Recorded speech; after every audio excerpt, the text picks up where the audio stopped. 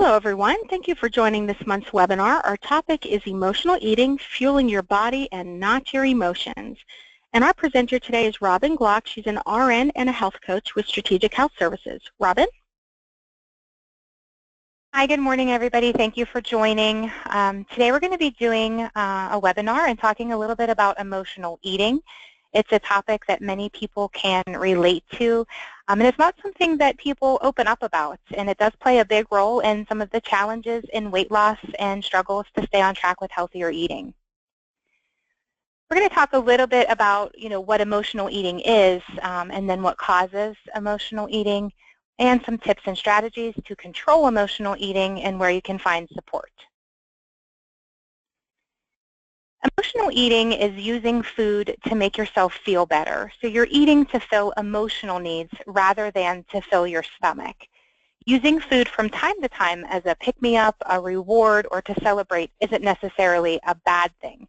But when eating is your primary coping mechanism, and your first impulse is to open the refrigerator when you're feeling upset or angry or stressed or even bored, you can get stuck in an unhealthy cycle where the feeling or the problem is never addressed. Emotional hunger cannot be filled with food. So you may feel good in the moment, but the feelings that triggered the eating are still there. So you often feel worse than you did before you ate and consumed some of the unnecessary calories. And so you also can, forget how to deal with your emotions, and it becomes harder and harder over time to control your weight, and you start to feel powerless over both food and your feelings. So some questions that I found that were interesting. Are you an emotional eater? Do you eat more when you're feeling stressed? Do you eat when you're not hungry and when you're full? Do you eat to feel better? Do you reward yourself with food? Do you regularly eat until you have stuffed yourself? Do you feel like food is a friend? And do you feel powerless or out of control around food? Warning signs for emotional eating are a tendency to feel intensely hungry all of a sudden rather than gradually. That would occur naturally with true physical need to eat that's caused from an empty stomach. Emotional eaters tend to crave junk food rather than seeking to eat balanced meals, and the urge to eat is usually preceded by some sort of stress or an uncomfortable emotion like sadness, anger, guilt, boredom, or frustration. You may find that you are hyper-focused on a food type and the craving is overwhelming until you satisfy that need. Another hallmark of emotional eating is that you often feel guilty for what you've eaten. People eat for many different reasons. The first step to stopping emotional eating is to identify your personal triggers. What situations, places, or feelings make you reach for the comfort of food? Most emotional eating is linked to unpleasant feelings, but it also can be triggered by some positive emotions, such as rewarding yourself for achieving a goal or celebrating a holiday. One of the big causes for emotional eating is stress. It's not just in your mind. When stress is chronic, as it often can be with this fast-paced world and in our day-to-day lives, it leads to higher levels of the stress hormone cortisol. And cortisol triggers cravings for salty, sweet, and high-fat foods that give you that burst of energy and pleasure. The more uncontrolled the stress is in your life, the more likely you are to turn to food for emotional relief. Stuffing down those emotions is just a temporary way to sort of silence or shut down those emotions, and you are more likely to reach for food during those times rather than deal with the emotion.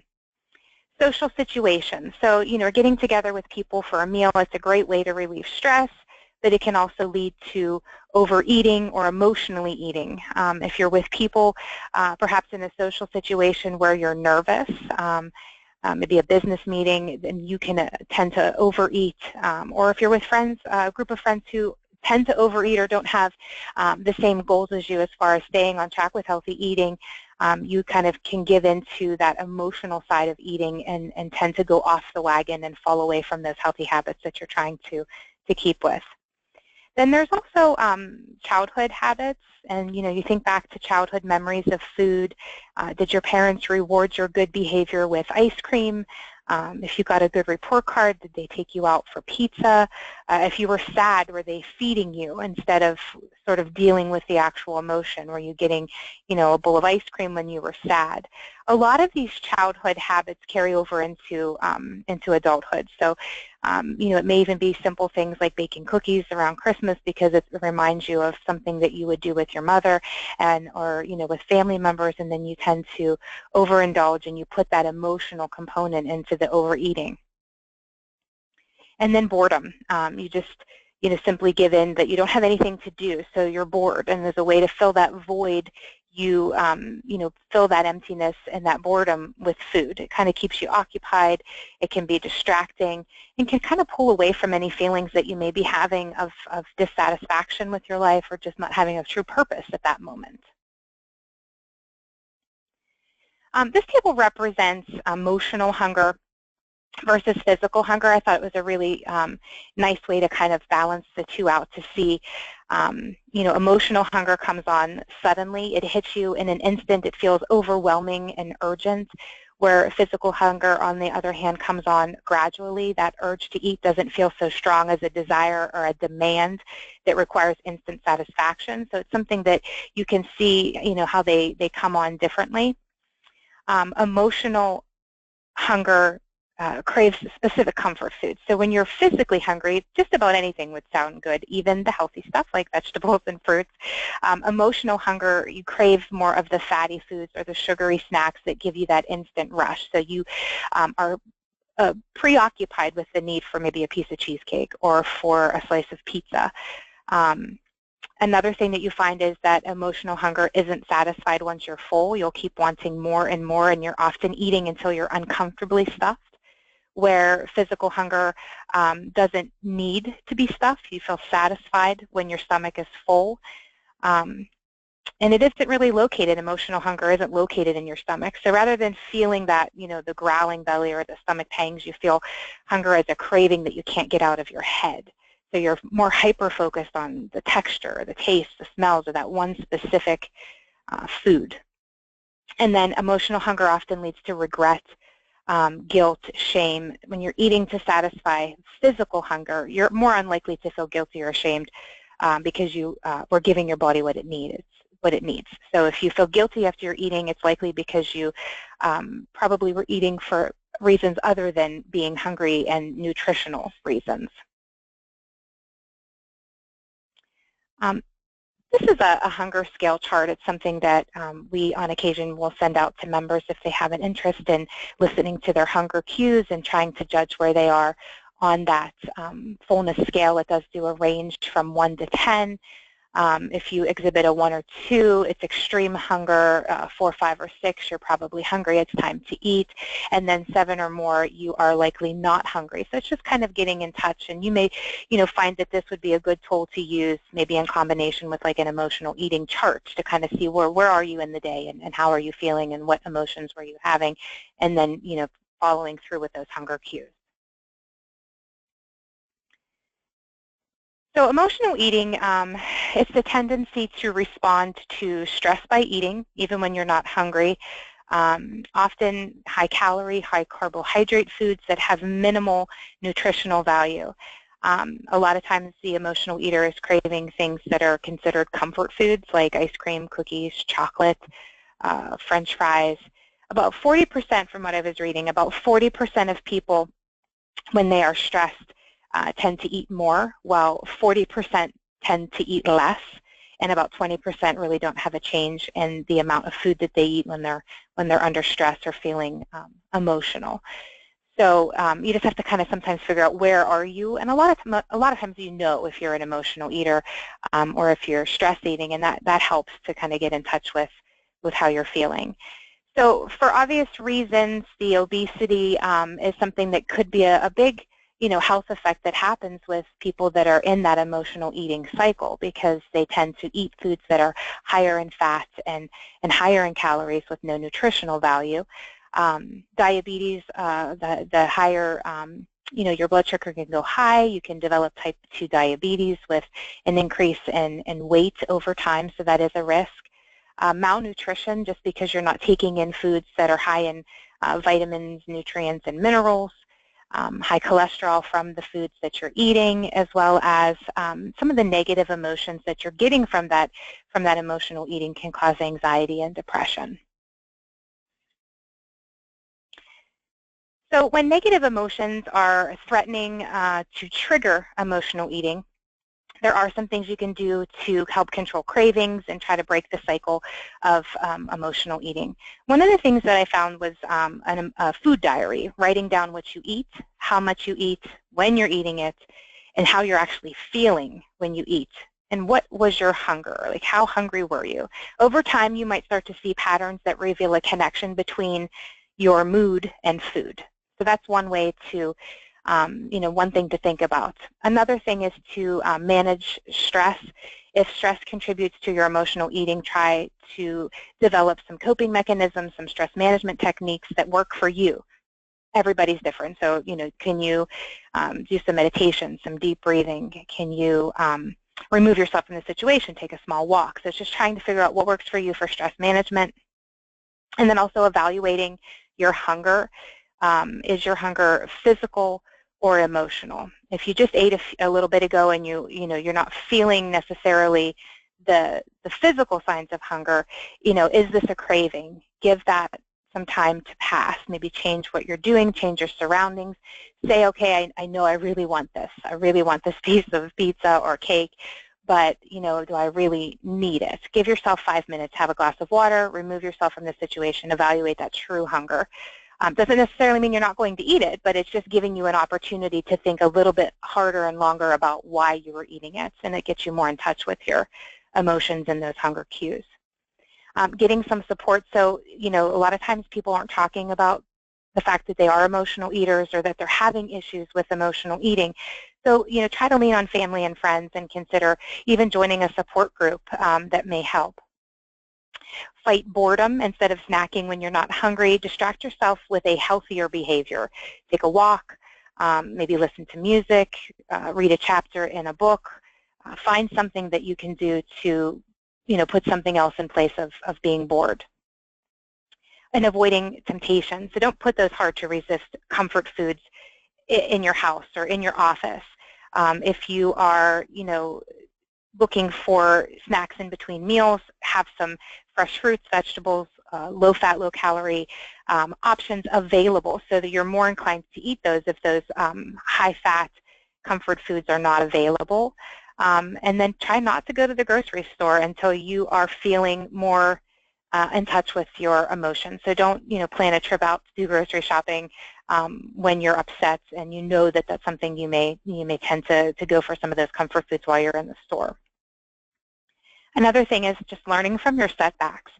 There's going to be times where you need to forgive yourself and sort of move on. Just because you have a setback during the day, it doesn't necessarily have to define your whole day or even sometimes your whole week. It's something that you can just focus on the positive changes that you're trying to get in more in touch with your emotions and figuring out what's triggering you to eat and have this cycle. So just focus on those positive things and move forward to leading into some better health habits. This is a chart that I had found, and I thought it was just a nice representation of how you could log down emotional eating. It kind of gives you the days of the week and what you're eating, that hunger level that we were talking about, and then the feelings. A lot of this is linked to emotions and stress and feelings. So knowing, how you were feeling, very similar to the food diary that you would keep. It just gives you an idea of where your mood and food can kind of be combined. Helps determine some patterns and see if there's any way that you can figure out any habits that you may be able to break. So some things to consider. So if you're depressed or you're feeling lonely, call somebody who makes you feel better. Plan a day out with a friend or a family member, go through and maybe look at photo albums or, things that can kind of get you in a better mood and make you feel like you're more in touch with other people. So if you have a coworker and, you're having a bad day at work, go to that person and have a few minute conversation and put yourself back into, feeling less lonely. If you find that you're becoming anxious and you've got some nervous energy and you're just not sure what to do, try taking a little walk. Maybe listen to some relaxing music, get one of those stress balls, something that can kind of help you move through those anxious feelings. If you are tired or exhausted, treat yourself to maybe a hot bath, a cup of tea, or just the idea of just sitting and relaxing and getting the rest that you need. A lot of times you feel if you're not doing something in the day, it's a wasted day, when your body can recharge and reboot itself if you take just an hour or two on a day that you can to rest and relax. If you're bored and you find that there's something that is triggering you to eat because you don't have anything to do, find something for yourself to do. Go to the library, find maybe a book you've been wanting to read, maybe go with a friend, take a walk at the park, work on a hobby or develop a hobby, something that you've always wanted to do, and get into that habit and start to put other activities in place of eating while you're bored. So we talked a little bit about some tips to control emotional eating and some of the triggers. And so now we're going to talk a little bit about just allowing yourself a few minutes before you give in to the cravings. Sometimes, just from reading up on the topic, giving yourself that 5 minutes check-in. Don't tell yourself that you can't have that food that you want or that special iced coffee or whatever it is that you're craving. If you say that it's forbidden, then it becomes more tempting, and that stands true for a lot of people, especially if you say, well, I'm going on a diet. A lot of times, you instantly are hungry and you want to eat more. So it's just saying, I'm trying to make some healthier choices. I'm trying to do better. So by saying that you can't have it, it does increase the temptation. So just tell yourself to wait. While you're waiting, check in with yourself. How are you feeling? What's going on emotionally? Even if you end up eating it, you'll have a better understanding of why you did it. This can help set yourself up for different responses next time. That way you can kind of see that the problem is not that you're powerless over food, is that you're trying to feel that you have a little bit more power over your emotions. So get in tune with your emotions and your feelings, and develop some healthy lifestyle habits. Focus on, getting some regular exercise, making sure you're sleeping, you're balancing out your diet, you have some of the better foods on hand, whether that's for home and also for when you're away from the home at work. So just getting in touch with, why you're emotionally eating, and just giving yourself that little bit of time before you give in to those cravings. Those healthy lifestyle habits we were just kind of talking about, make exercise a priority. Physically active people tend to have a lower stress level. It can boost your mood and your energy levels. Connect with positive people. Relationships and social activities. Spend time with positive people who enhance your life, and it'll help kind of squash down those negative effects of stress in your life and negative people. And then make some time for relaxation. Take what you can each day. Sometimes you may only have 10 minutes to yourself, or try to give yourself 30 minutes, whether you're exercising or unwinding, reading a book, going through, maybe watching a show that you have TiVoed, something that you can take some time for yourself and relax and reboost. And then focus on getting enough sleep, which is important, as well as cleaning up your kitchen. Instead of keeping a bunch of processed high-calorie foods, focus on getting some low-fat foods in the house, some fresh fruits and some fresh vegetables, some good low-calorie snacks, and that will definitely help go through your refrigerator, your pantry, cut down on those temptations, and make a list when you go grocery shopping to kind of help keep yourself on track. So you want to look at emotional eating and trying to make some changes that last. So be more mindful of what you're eating. Think before you eat. Listen to your hunger cues. Have better foods on hand. Think about rewarding yourself with things other than food. Move into, I'd had a great week and I did really well with my, healthy eating. So I'd like to reward myself with maybe going, to a movie or purchasing a book I've been wanting, or even a manicure, or going and taking a hike, spending time with friends. Find other ways other than food to reward yourself, and that will kind of help build on those healthy habits. Another thing is let yourself experience difficult feelings. It's a lot easier to, kind of push those feelings, stuff those feelings down, and use food as a emotional coping mechanism. So just allow yourself to feel those difficult feelings. It doesn't change anything if you, say, well, what's the point in being mad? It doesn't change anything. Well, it's not going to change the source of the anger, but it'll prevent you from having, behaviors that you're using. Instead of feeling the anger, you're going to eat. And then just try to set some small changes, small goals for change. Think about what can I put in place? What are some small changes that I can do to get in touch with my emotions, to put some healthy eating habits in place? And that can be something that kind of moves you forward, and through those tough times. And now it's important that you focus on the positive changes that you're making. Celebrate the successes and acknowledge that there are going to be times when there are setbacks. You kind of want to focus on positive changes one step at a time, and you'll start to get, better results with encouragement. So, changing an emotional eating habit, it's a process, and there's going to be some backsliding. There's going to be some situations that come up, and you're going to have to take some time to work through those. But, knowing that those setbacks are there and you can move forward and make better choices next time, or at least have a better understanding as to why, makes the successes so much sweeter. So share your progress and successes with others. That way you have support, and that support you need, whether it's with family, friends, coworkers, or all of the above. Sharing that progress and success will make the rewards that you have priceless. You can talk with your doctor, and if you need some extra support with emotional eating, he or she can put you in touch with professionals who can help you have a healthier relationship with food. A therapist can deal with some of the stresses and areas that are fueling your emotional eating. A dietitian or nutritionist can get you on track with some healthy eating habits. And a fitness expert or instructor can get you get those feel-good chemicals going with exercise instead of using food to feel better. Thank you for joining the webinar this month. I hope that you enjoyed the topic, and if you need support with emotional eating or a health goal, please reach out and speak with your health coach today.